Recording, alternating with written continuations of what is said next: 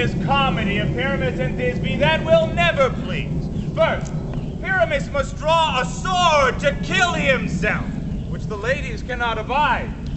I'll answer you that. By a larkin, a parlous fear. I believe we must leave the killing out when all's done. Not a whit. Got it. I have a device to make all well.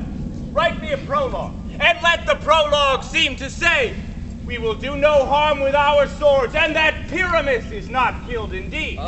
Glad for the more better assurance, tell them that I, Pyramus, am not Pyramus, but Bottom the Weaver. This will put them out of fear. Well, we will have such a prologue, and it shall be written in 8 and 6. No! Make it 2 more. Let it be written in 8 and 8. Will not ladies be afeard of the lion? Oh, I fear it, I promise you. He fears it. Master, you ought to consider with yourselves to bring in, God shield us, a lion among ladies were a most dreadful thing. For there is no more fearful wildfowl than your lion living, and we ought to look to it. Therefore, another prologue must tell that he is not a lion. A name? You must name his name, and half his face must be seen through the lion's neck.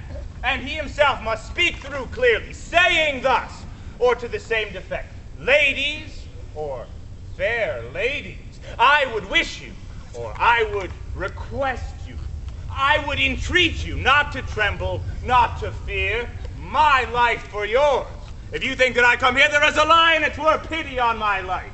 No, no, I am no such thing. I am a man as other men are. And there let him name his name and tell them plainly that he is... Snug the joiner? What? Well, it shall be so. But there is 2 hard things. That is, we must bring moonlight into the chamber, for Pyramus and Thisbe says the story did meet in moonlight. Doth the moon shine that night we play our play? A calendar! A calendar! Look in the almanac! Find out moonshine! Find out moonshine! Yes, it doth shine that night. Why? Then may you leave a casement of the great chamber window where we play open, and the moon will shine in at the casement. Aye, or else one must enter the hall with a bush of thorns and a lantern and say he comes to disfigure or present the person of moonshine. Oh. And then there is another thing. We must have a wall in the great chamber, for Pyramus and Thisbe did talk through the chink of a wall. You can never bring in a wall. What say you, Bottom? Oh. Why, some man or other must present wall. And let him have some plaster or some loam or some rough cast about him to signify wall. And let him hold his fingers thus, and through that cranny shall Pyramus and Thisbe whisper. If that may be, then all is well. Come, sit down, every mother son, and rehearse your part. Pyramus, you begin. When you have finished your speech, you may enter into the stoner hut, and so every man according to his cue. What heaven homespuns have we swaggering here? So near the cradle of the fairy queen. Want to play, Tord? I'll be an auditor. Oh, an actor too, perhaps, if I see called. Speak, Pyramus. Thisbe, stand forth. Thisbe, the flowers of odious savors, sweet. Odorous. Odorous. Odors, savors, sweet. So hath thy breath, my dearest Thisbe dear. But hark, a voice. Stay thou but here a while, and by I will to thee appear.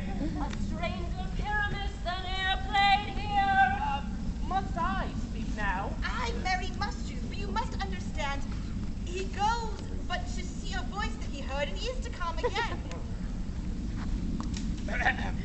Most radiant Pyramus, most lily white of hue, of color like the red rose on triumphant briar, most risky juvenile, and eke most lovely Jew. Oh, as true as horse that yet would never tire, I meet thee peerless at Ninny's tomb. Ninus tomb, you must not speak that yet. That the answer to Pyramus.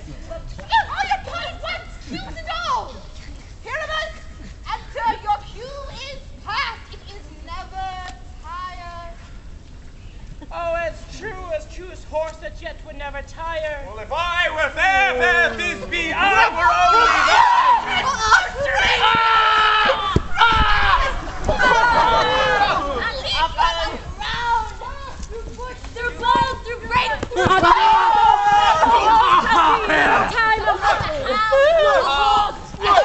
bear, sometime a fire, and neigh, and bark, and grunt, and roar, and burn, like horse, hound, hog, bear, fire, and return.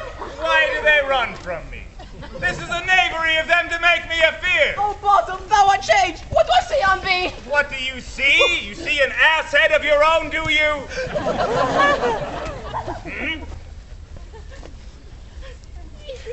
Bless thee, Bottom. Bless thee. Thou art translated.